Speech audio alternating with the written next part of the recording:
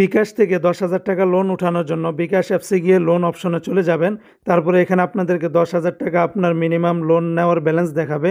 তারপরে লোনসের ভিতরে আপনারা ক্লিক করে দিবেন। তারপরে এখানে 10,000 টাকা অ্যামাউন্ট চলে আসবে।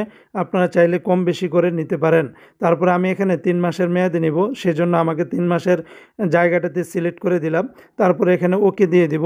ওকে দেওয়ার পরে আপনার বিস্তারিত ডিটেলস চলে আসবে।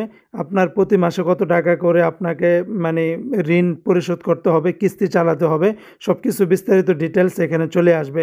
তারপরে আপনারা এগিয়ে যান, নিচের দিকে অপশনে আপনারা ক্লিক করে নেবেন। তারপরে তাদের কিছু ডকুমেন্টস থাকবে, এগুলো আপনারা ওকে করে দিবেন। তারপরে আপনার যে পিন নাম্বার রয়েছে সেটাকে আপনি অন করে দিবেন। অন করে তারপরে ওকেতে ক্লিক করে দিবেন। তাহলেই দেখতে পারবেন আপনার লোনটা সম্পূর্ণভাবে চলে এসেছে। তো দেখুন আমার এখানে 10,000 টাকা লোন সম্পূর্ণভাবে চলে এসেছে। তো দেখুন নোটিফিকেশনে চলে এসেছে যে সিটি ব্যাংক থেকে আমাকে 10,000 টাকা লোন দেওয়া হয়েছে 3 মাসের মেয়াদে।